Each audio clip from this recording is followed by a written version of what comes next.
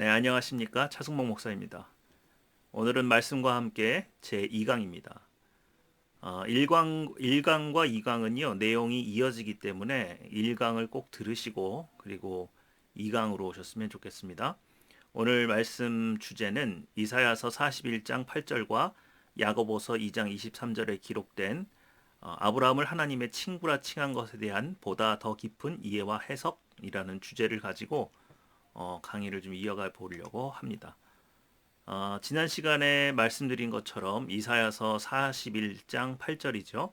그러나 나의 종 너 이스라엘아 내가 택한 야곱아 나의 벗 아브라함의 자손아. 그래서 아브라함을 나의 벗이라고 이렇게 하나님께서 아브라함을 칭하셨죠. 여기서 쓰인 벗이라는 단어가 히브리어 아헤브인데요.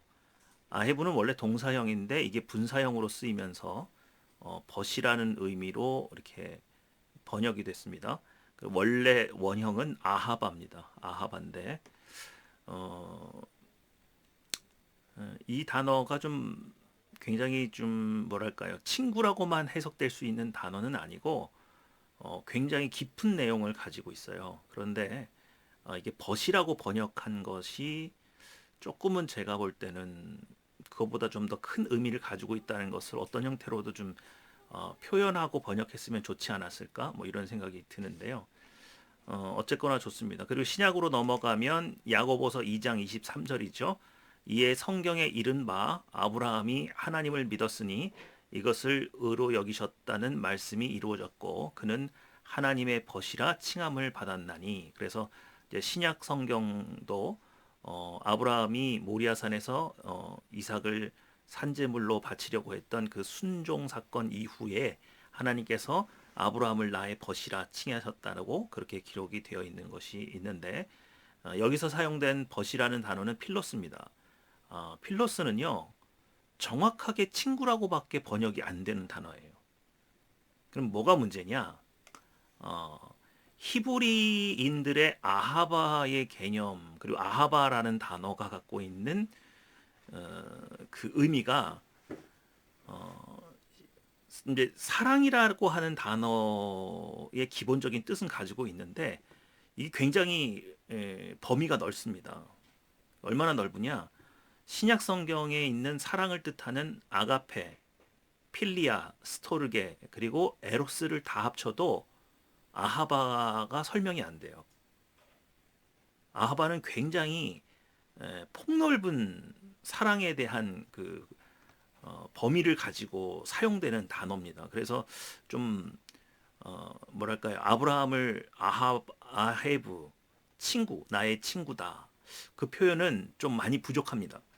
그래서 오늘 이 단어를 온전히 이해함으로써 신약 성경과 구약 성경이 공통적으로 하나님께서 아브라함을 나의 벗이라 번역은 물론 그렇게 돼 있죠. 근데 그것보다 훨씬 더 깊은 의미로 아브라함을 호칭했다는 것을 여러분들이 좀 이해하셨으면 좋겠는 거예요. 자, 그래서 아하바 원형이죠. 예, 원형 아하바의 뜻을 좀 이렇게 보면 하나님의 자기 백성에 대한 무한한 사랑에서부터 게으른 대식가의 육체적인 식욕에까지 이른다. 그러니까 사랑은 사랑인데 하나님이 자기 백성을 사랑한 무한한 사랑에서부터 아주 그 육체적인 식욕 뭐 이런 것까지 다 이 단어가 통용돼서 쓰였어요. 의미가 굉장히 넓은 거죠. 그래서 우리가 번역을 아하바를 번역할 때 어, 사랑이라는 단어로도 기본적으로 하지만 연인, 친구, 식탐 그리고 성욕에 이르기까지 굉장히 다양하게 이 단어가 번역이 됐습니다. 그래서 아하바를 좀 더 이렇게 살펴보면요, 구약 성경에는 그 아브라함을 하나님께서 구원의 완성된 단계를 아하바라고 칭한 거예요. 그러니까 아브라함은 굉장히 이기적인 사람이었죠. 자기밖에 모르는 사람이고 또 자신의 생명을 위해서는 부인도 팔 정도로 굉장히 이기적인 사람이죠. 그런데 하나님의 아하바가 그에게 온전히 임합니다. 그러니까 그가 하나님의 사랑에 의해서 변화를 받죠. 그래서 자기밖에 모르는 굉장히 이기적인 사람이긴 한데 아브라함에게는 굉장히 좋은 장점이 하나가 있어요. 그게 뭐냐면 굉장히 정확한 사람이에요. 계산이 정확한 사람이에요. 내가 누구에게 해준 거, 또 내가 누구에게 받을 것, 이런 개념이 굉장히 정확한 사람이죠. 그래서 자신이 하나님과 이렇게 인도함을 받아서 갈대아 우르에서 가나안으로 이주해서 살아보니 하나님께서 자신에게 베풀어 준 사랑이 너무 큰 거예요. 목숨을 몇 번 구원해 줬고 또 자신이 도저히 이룰 수 없는 부와 명예와 권세를 주셨죠.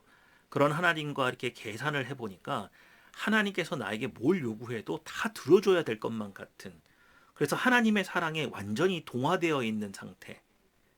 그래서 단적으로 보여준 사건이 이제 자신의 목숨보다 더 귀한 백세에 얻은 아들을 모리아산에서 제물로 바치라고 했을 때 아브라함이 계산을 아무리 해봐도 하나님께서 자신에게 베풀어 주신 것에 비하면 이것도 너무 부족한 거예요. 그래서 그냥 드릴 수밖에 없었던 거죠. 그래서 하나님의 사랑에 의해서 완전히 변화된 사람, 그런 의미로 아하바가 쓰였습니다. 그러니까 아하바는 단순히 아브라함이 하나님의 친구가 되었다는 개념은 이제 이 세상 누구보다 하나님과 가까운 사람, 하나님을 잘 이해하는 사람, 그 정도의 깊이가 아니고 하나님께서 궁극적으로 원했던 변화의 결과로서 아하바라고 부름받은 거예요. 근데 그거를 친구라고밖에 번역을 못한 거예요. 왜냐하면 하나님도 성부 하나님, 물론 우리 하나님은 육체가 없기 때문에 남자도 아니고 아니지만 성부라는 이미지가 있죠. 그래도 남자잖아요, 아브라함이.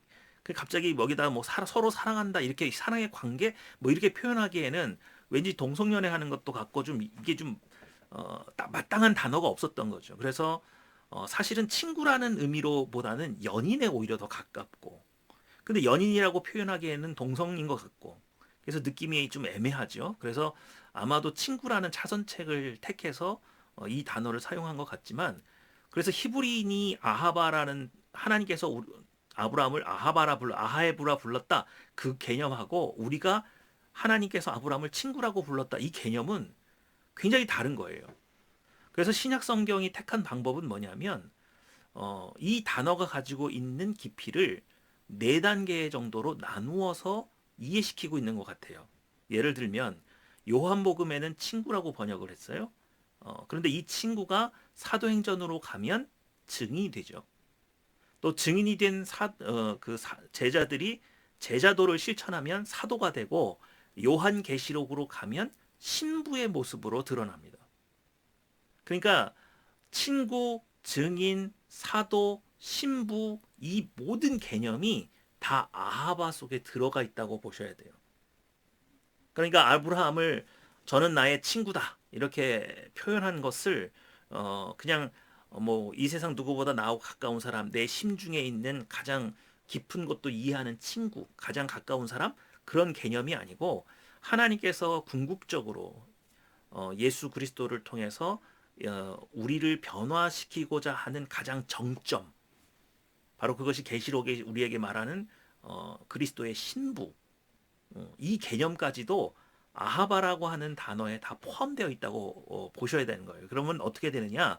아브라함이 그냥 단순한 친구가 아니라 하나님께서 타락한 죄인을 불러서 궁극적으로 변화시키고 싶은 모습을 다 갖춘 사람. 이해가 되시죠? 그러니까 단순히 아브라함을 친구라고 칭했다고 해서 아브라함은 이제 하나님의 모든 것을 이해하고 서로 나눌 수 있는 그런 친구가 됐구나, 가까운 사람이 됐구나. 아니요, 그 개념이 아닙니다. 그 십자가의 고통을 통해서 우리를 변화시키고자 하는 최종 단계, 계시록에서 말하는 정결한 그리스도의 신부, 그 수준에 아브라함이 올라갔다고 말을 하는 거예요. 제가 이 얘기를 왜 하느냐면 구약 성경에서 말하고자 하는 성도의 최고의 경지와 또 신약 성경이 우리에게 제시하고 있는 신자의 궁극적인 모습이 같은 수준에 있지 다르지 않다. 구약의 성도는 겨우 뭐 잘해봐야 아브라함 친구 수준? 그런데 우리는 거룩한 신부? 그런 거 아닙니다. 그런 개념이 아니라는 거예요. 이 아하바라고 하는 단어 속에 이 개념이 다 들어가 있기 때문에 우리가 친구라고 번역은 했으나 아브라함은 하나님께서 변화시키고자 했던 우리의 가장 궁극적인 모습을 이미 갖춘 것으로 그러니까 아브라함이 모리아산에서 자신의 자식을 하나님 앞에 드린 이 모습은 어, 신자에게서 주는 그 가장 고귀하고 궁극적인 변화의 결과로 그 순종이 이루어졌다는 사실을 우리가 좀 이해를 해야 되는 거죠. 그래서 저는 요 단어를 좀 분명하게 이해를 하고 그리고 우리도 하나님께서 우리를 친구로 부르셨다는 사실을 꼭 기억하셔야 되는데 이 과정을 이렇게 제가 중요하게 생각하는 이유는 이런 겁니다. 그럼 도대체 아브라함이 어떻게 아하바가 됐느냐? 신약의 성도는 과연 어떤 과정을 통해서 그리스도의 정결한 신부의 수준까지 올라갈 수 있느냐? 지금의 한국 교회의 어떤 시스템으로 그 믿음의 성장 과정을 좀 이해를 해보면 성경 공부, 제자 훈련, 뭐 이런 어떤 프로그램으로 자꾸 잡아서 돌려서 이렇게 만들려고 하죠. 그런데 아브라함의 궁극적인 변화의 모습과 그리스도의 신부의 이런 궁극적인 변화의 모습은 인간의 노력으로 되는 것이 아니에요. 아까 말씀드린 것처럼 아브라함은 굉장히 계산이 정확한 사람이거든요. 하나님의 은혜를 수도 없이 받죠. 그리고 그 사랑에 받아서 내가 반응하기 시작하는 거예요. 그 반응의 결과가 아하바가 된 거지. 막 내가 하나님을 연구하고 노력해서 된 그러면 도대체 인간이 그러면 신앙생활할 때 우리 아무것도 노력 안 합니까? 아니요. 해야죠. 뭘 해야 됩니까? 하나님과 내 안에 계신 성령 하나님과 소통하기 위해서 성경 말씀을 읽고 기도하는 겁니다. 그러니까 성경을 연구하는 것이 아니라 내가 하나님과 소통하기 위해서 공부하는 거예요. 그리고 교회에 오죠. 교회에 오면 일을 해요. 너무 빨리 일을 해요. 전도를 하고 교회에 봉사를 하고 일로 내몰죠. 그런데 성경이 우리에게 보여주는 건요. 일이 아니라 관계를 맺는 게 먼저예요. 이스라엘 백성이요. 출애굽해서 바로 가나안으로 들어가지 않습니다. 광야에 머물죠. 이 광야는 일하는 곳이 아니고 하나님을 아버지로 이해하고 하나님을 나의 목자 삼고 하나님의 은혜에 온전히 의지하는 법을 배우는 기간인데 이건 일이 아니고 관계를 통한 확신으로 세워지는 기간이에요. 그러니까 신자가 너무 빨리 교회에 와서 일을 하는 것도 좋은 거 아닙니다. 그리고 일은 언제 하느냐? 하나님께서 은사라는 걸 주세요. 봉사하는 사람에게는 봉사의 은사를, 사도에게는 사도에 걸맞는 뭐 치유의 은사든 뭐 여러 가지 은사들이 있지 않습니까? 은사를 통해서 일이 쉬워져야 돼요. 뭐 나를 막 쥐어짜 가지고 너무 이게 목사가 설교를 준비하는 것이 정말 막 인생을 갈아 넣는 것 같은 그런 압박 속에서 된다. 그럼 그 사람은 사실 목회자로 부름받은 것을 좀 의심해 봐야 돼요. 하나님께서 분명히 그 사람을 목회자로 불렀다면 말씀을 해석할 수 있는 지혜와 지식의 은사를 줍니다. 그렇다고 해서 성경 연구 안 해도 된다. 그런 의미는 아니에요. 그러니까 일이 즐거워야 돼요. 은사는 내가 하는 일이 너무 수고스럽고 힘들지 않아요. 제가 말씀드리는 이 말을 오해하지 않고 좀 들었으면 좋겠습니다. 교회는 기본적으로 하나님과 소통하는 것입니다. 이 사건을 좀 제대로 이해하려면 우리가 마르다와 마리아의 사건을 좀 이해하면 좋겠습니다. 예수님을 영접하기 위해서 마르다는 부엌에 가서 열심히 일을 하죠. 음식을 준비합니다. 근데 마리아는 발치에 앉아서 예수님의 말씀을 듣죠. 지금 교회가 한국 교회가 해야 될 일이 뭘 것 같으세요? 마리아처럼 예수님 발치에 앉아서 그분의 음성을 듣는 겁니까? 아니면 그분을 대접하기 위해서 부엌에 가서 열심히 일을 하는 겁니까? 물론 예수님은 마르다와 마리아의 역할이 둘 다 필요하다고 말씀을 하셨고 다만 마리아가 더 좋은 편을 택했다 그렇게 말씀을 하셨어요. 교회에서 교회에 어떤 헌신하거나 봉사하는 사람들이 없다면 교회는 운영되거나 돌아가지 않겠죠. 하지만 기본적으로 그런 은사를 활용해서 일을 하려면 하나님과 굉장히 밀접한 관계를 확립한 사람들이 헌신하는 것이 맞습니다. 내가 일을 하다가 너무 지치고 에너지가 고갈되고 그래서 내가 여기를 왜 왔지? 이 너무 이렇게 일어나는 것 하나님은 아실까?